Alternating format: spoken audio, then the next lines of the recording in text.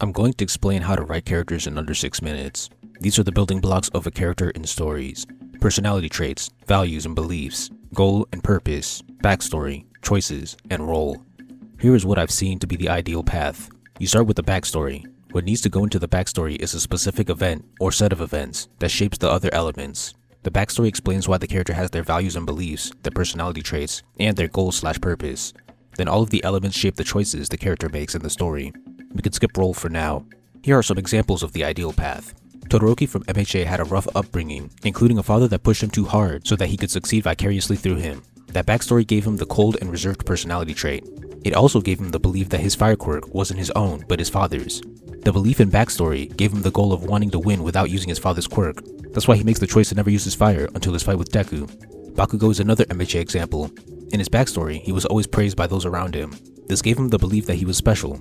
This backstory and belief gave him egotistic and arrogant personality traits. All of this is why he made the choice to bully Deku. This works in stories from all mediums, but I'm sticking to anime for this channel. I call this the ideal path because it makes the most connections between the elements, creating a fleshed out 3D character, but it's not completely necessary for all traits to line up. Luffy is a strong example. His childhood with Shanks is why he has the goal of becoming a pirate, and his choices follow that, but his personality isn't shaped by his backstory. He was always a positive ball of energy. It's not bad writing if some character elements aren't connected, but there definitely shouldn't be a case where none of the elements are connected. Going beyond the fundamentals brings you to character arcs. A character arc is simply a change in belief. If you already have a fleshed out character, you only need 2 more elements: a new belief and an event that changes the character from their old belief to their new belief. If we continue with Todoroki, his old belief was that his flames belonged to his father. His event was Deku telling him that his flames were his own, not his father's. His new belief was what Deku told him. That's a character arc. A character arc only completes its impact if the future choices change alongside the new belief. Todoroki makes the striking decision to fight with fire. This change in choice makes the change in belief clear, so I guess you could add the third element as new choice. It's also technically a flat character arc for Deku. There are 2 types that I've seen defined as flat character arcs. The first is when a character helps another complete their arc. Heroes like Naruto, Deku, and Asa do this a lot. The second is when a character has that belief tested by an event, but sticks to their belief instead of changing. I saved role for last because it's complicated. Each character has a role in the story.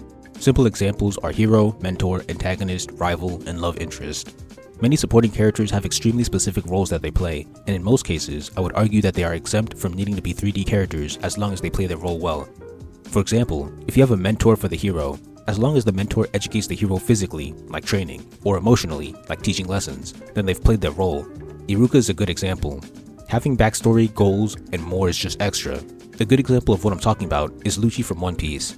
One Piece often has tragic, emotional backstories that shape their characters, but Lucci doesn't have that. He was always a cruel assassin, even as a teenager, but his role is a haunting villain that represents tyranny, so he gets passes. His lack of a sympathetic backstory refuses to create sympathy for his evilness, strengthening his role and representation in the story. His personality is cold and heartless. It's simple, but effective for his role. He doesn't have unique goals and purposes, and he doesn't make unique choices. He just serves the world government, the strongest symbol of tyranny in One Piece. You could argue that he's 2D, but it works in favor of his role as the cold enforcer of an evil organization that isn't supposed to be sympathetic. Making him 3D could have made him sympathetic, but it could have also weakened his role. What is storytelling theory? It is the study of theoretical frameworks for understanding the practices and possibilities of storytelling. It is my answer to music theory. I've tried this before, now I'm trying it again, with more years of research and experience under my belt. If you look at music theory's Wikipedia page, it's so detailed and has all the smallest elements of creating music. I want to do the same for storytelling and make it impossibly simple to understand how great writers create great stories. Break down your favorite character or character arc in the comments using the building blocks.